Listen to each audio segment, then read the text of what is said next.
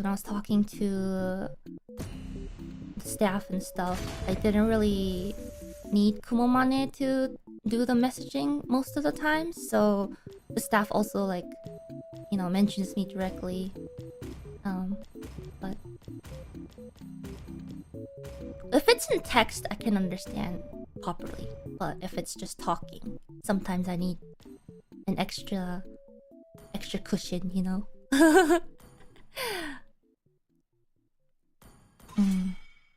Keigo is hard. Keigo 難しいですよね. Yeah, it's cause like I think as like an English speaking person, Keigo comes a little different and it's a little difficult because English doesn't really have different ways of saying things more politely, more business-like. It's like a different concept. You're just like, why is there two different ways to do things? We are all very rude. No. Like English uses, you know, they don't have keigo, but there is like a roundabout way to do business emails, for example. You know, rather than saying, "Can you get this done?" Like you would say it differently, kind of thing. But it's a more direct language, exactly. Like, for example, if I'm writing an email in English, it's very short. Very, very short. It's like, "Hi, thanks for your email." And then contents right away. And then looking forward to hearing back from you. Sincerely, Ina. You know? Format. And then in Japanese, it's just like something, their name. Sama, for example. San, Sama. いつもお世話になっております。ホロライブ EN ミスの二の前稲西です。And then you have to do like a whole introduction. And then you roundabout way get into the point. For me, I sometimes had to, you know, add in. I'm still studying English.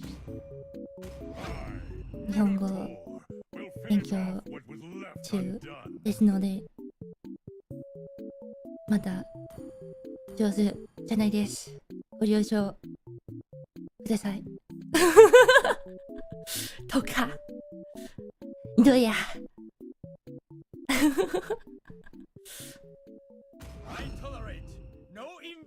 Studying English? Oh. Studying Japanese. My brain's confused. 英語勉強、日本語勉強、わからん。もうわからん。And then like I like wrote down, especially when I was learning how to write emails. I wrote down like commonly used like what's it? Like greetings and stuff.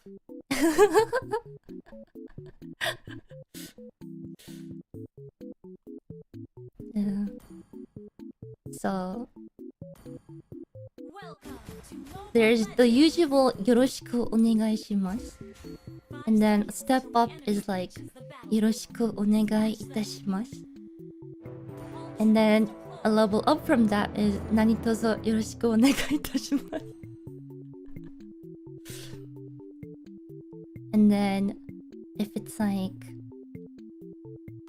you're done, no, you're continuing to work with them. You're just like 引き続きよろしくお願いいたします. And then when you're done working with them, or at the end of working with them, or you want to work with them again, it's like, what was it? 今後ともよろしくお願いいたします。I don't know. I forget. But it's like a little template. Situational. よろしくお願いします。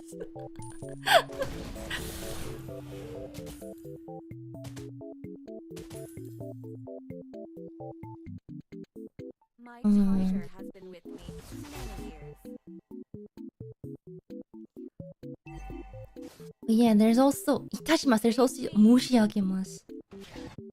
Even a step above that. There's like different Keigo levels. 難しい。You cannot bear my wrath.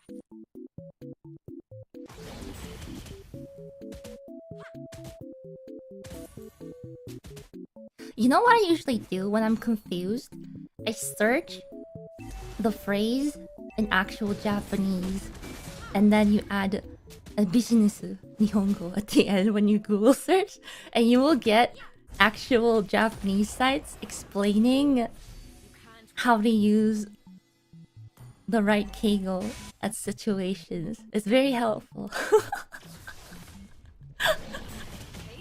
Because there's a limit to how much you can search in English, right? When it comes to Keigo and stuff. So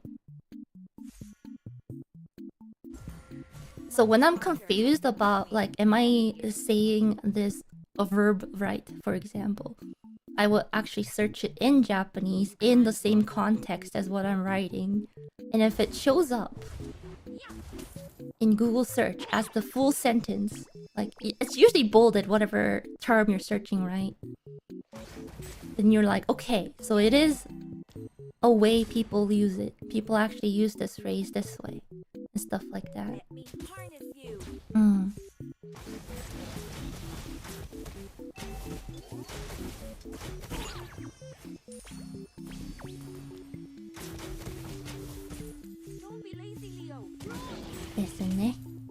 And when in doubt, if it's like a more casual way of saying something, like a phrase, search it on Twitter.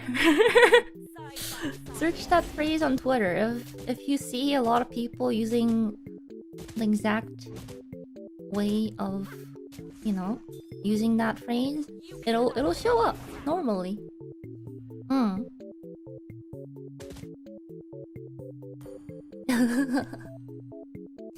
You know, it's bad when even the natives struggle with it. It's true, but at the same time, I feel like even with English, people would struggle with writing like more formal emails. I struggle with writing more formal emails.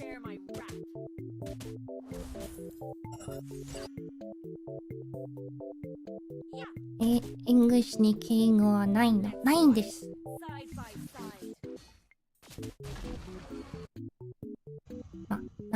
なんていうか、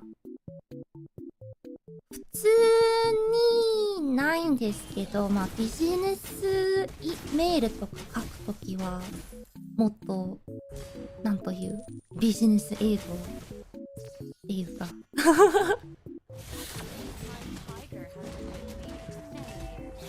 like, you know, one of the things that's like really different from, you know, like a Japanese school versus like a Western school. Like, if you're really close to your teacher here in the West, like sometimes I've had friends who were on first name basis with their teachers. Like, they were so chill that they were just, you know, first name basis with your teachers. But that's like unthinkable in Japan, for example, right?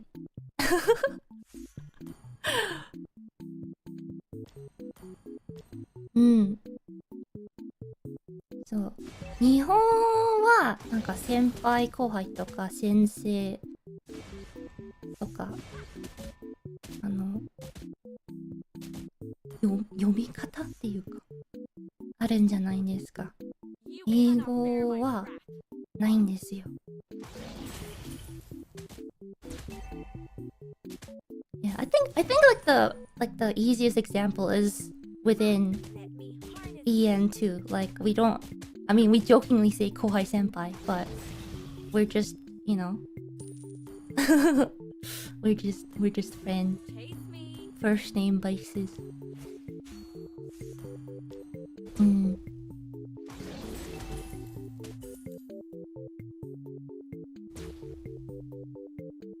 Let's fight side by side.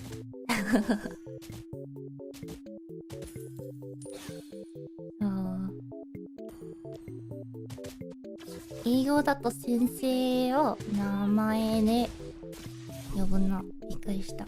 そうですね。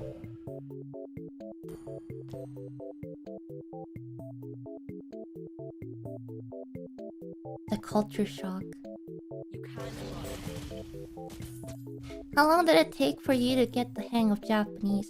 I think there's a thing, I believe, where your ears actually open up to listening to languages, right? Like, if you listen to a language long enough, you just pick up words. You just naturally are able to understand some without even like actually sitting down to study it. And that's been a case for me because, you know, ever since I was little, I've watched, you know, a lot of anime, whatnot. So my ears were already opened up. By the time I actually was like, oh, you know, my university offers Japanese classes, might as well take some. So I've self-taught like hiragana and a bit of katakana before going into university classes, but everything else is I learned while taking the optional, you know, Japanese courses. Which is why when I say when you want to learn a language, just like watch a lot of shows or videos or radio programs with that language, like even if you don't understand it.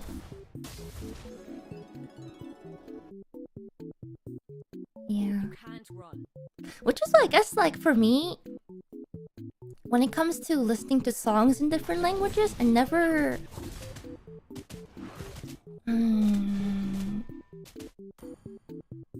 really felt the need to know the language to enjoy the music. Well, first of all, I think music is a language, and a universal one at that. And the lyrics just ends up, you know,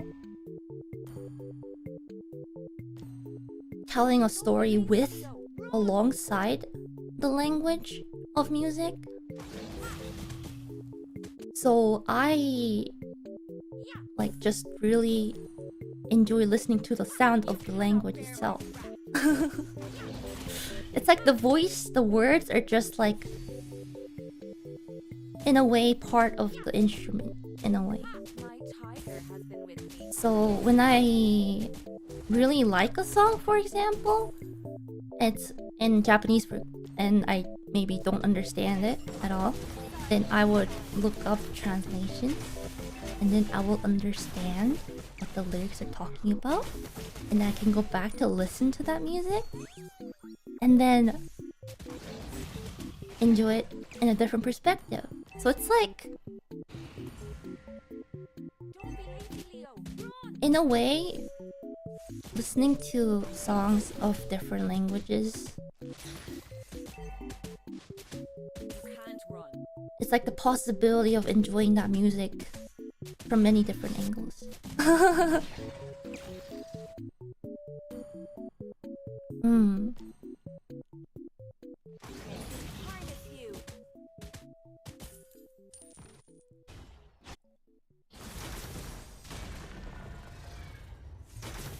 Yeah. Chase me. My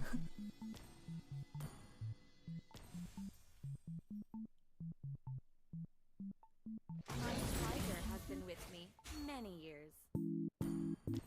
I was going somewhere with this train of thought, but I forgot. It's gone. You can't run. Oh, yeah. I was gonna talk about as an example, like Iya Iya. Iya, iya. Or Yoru ni kakeru too.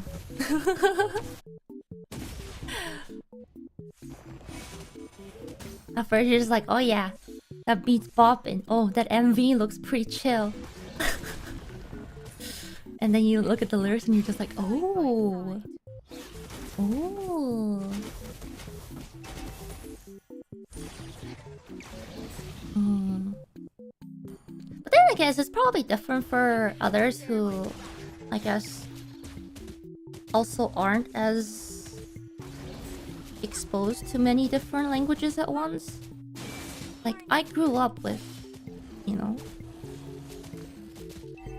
being exposed to all kinds of different languages around the world. So, I'm just like, yeah, let's go. It's a multilingual moment. But I also know how frustrating it can be when, like, you don't understand anything at the same time, so...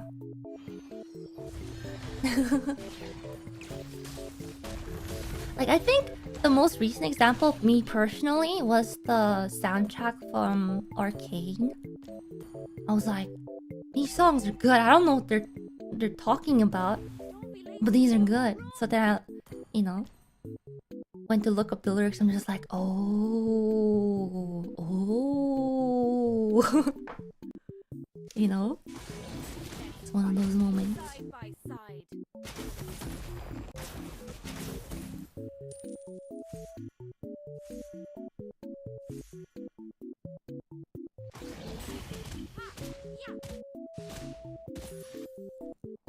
Ah.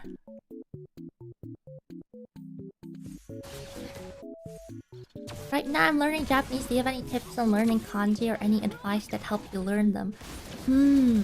Oh, one of the things I think I kind of stopped my train of thought while talking about this. One of the things I do when I'm studying it is when it's like learning different... Because kanji has different ways you pronounce the character depending on situations, and it's... Sometimes it follows the rules, sometimes it doesn't. So it's like a case-by-case thing. Sometimes you have to just memorize how a word is read. For example, like gomoku. It's a pretty easy kanji. Like, first part is go, which is 5. Yeah, it's read as go. But second part is me, which is I. And it's usually read as me. And then, so if you don't know the other way of reading the kanji, you will just say gome.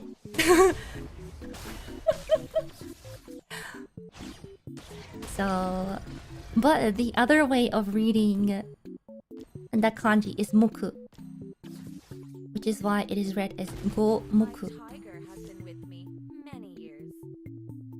Yeah, it's a oinyomi and kunyomi kind of thing. That's what it's called, but I just call it two different ways.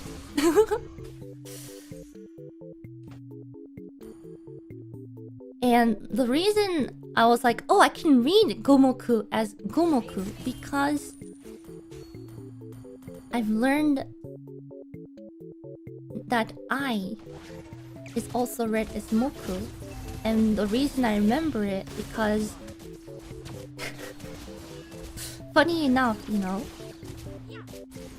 you know the word, or at least I know the word for witness, you know, mokugeki, something like that. And then when I checked some of the words that are read as moku, it was part of that list that the character for I is read as moku, which is why I remember it now. So, character for I is read as me or muku. Witness! Now you guys will remember it too. Every time you see the character for I, you'll be like, okay, it's read as me, but it's also witness! Moku. Moku. Not... not takogeki. Moku. You can't run.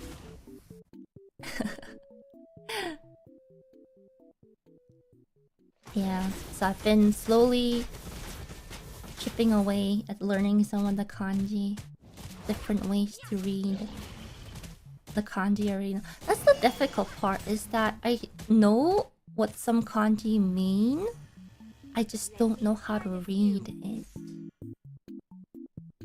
Yeah, that's the difficult part. Lazy Leo, run!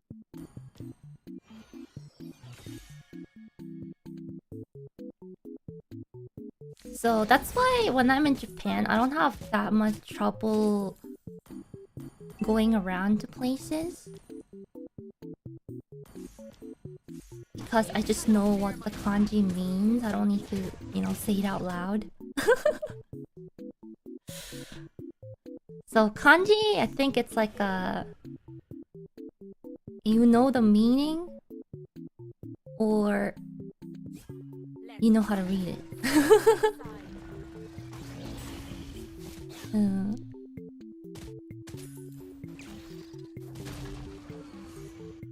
好きな日本語はありますか？日本語。好きな日本語。と言っても、なんていうか。I guess I do have like favorite phrases. My favorite phrase. ぜひもなし。ぜひもなし。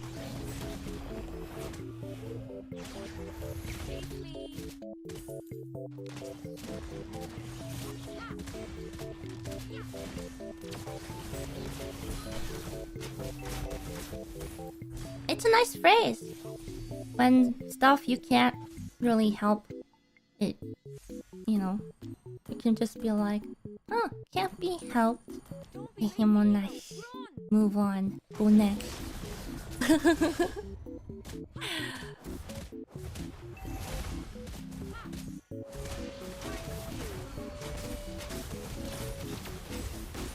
It is what it is.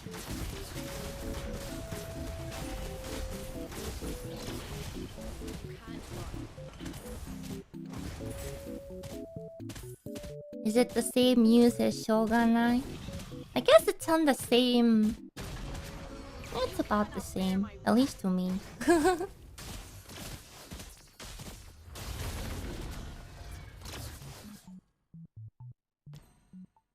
Same level of usage? Probably not.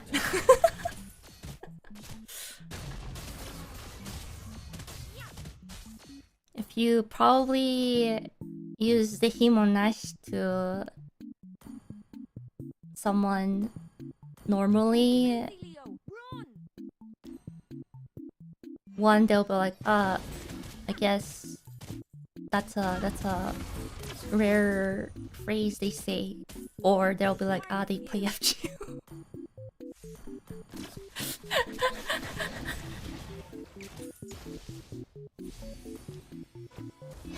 そうですね、普通になんか日本の方にしょうがないじゃなくてぜひもなしって言うとなんか珍しいなとか、この人 FGO やるんだな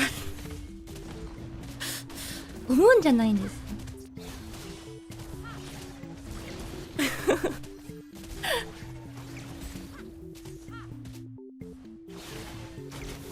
Yeah.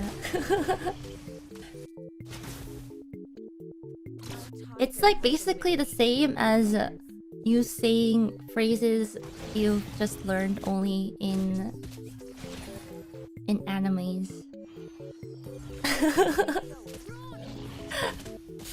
When you're trying to converse in Japanese. You cannot bear my wrath.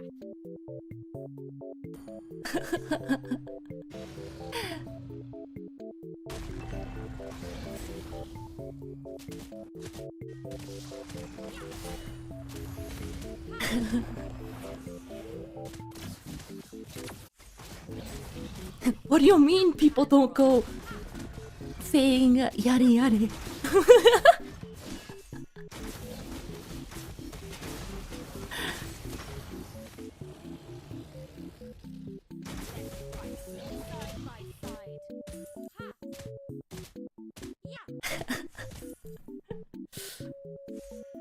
You have to start a trend. I would not like to stand out.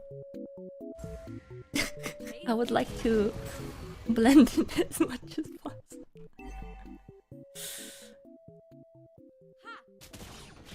Can you imagine Let me harness you. me just walking into like a dessert place and they'll be like, "Oh, can I have this?" They'll be like, "Oh no, we don't.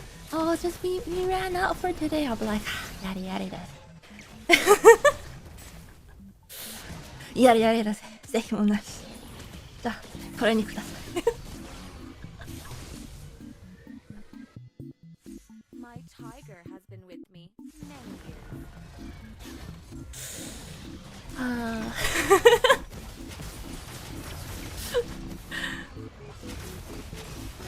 ーいや、無理無理無理。絶対無理。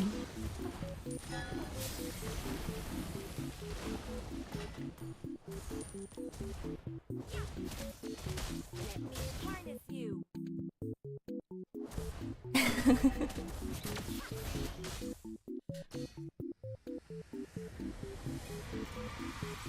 うん。 Victory! And I would do the over exaggerated body movements. Yada yada.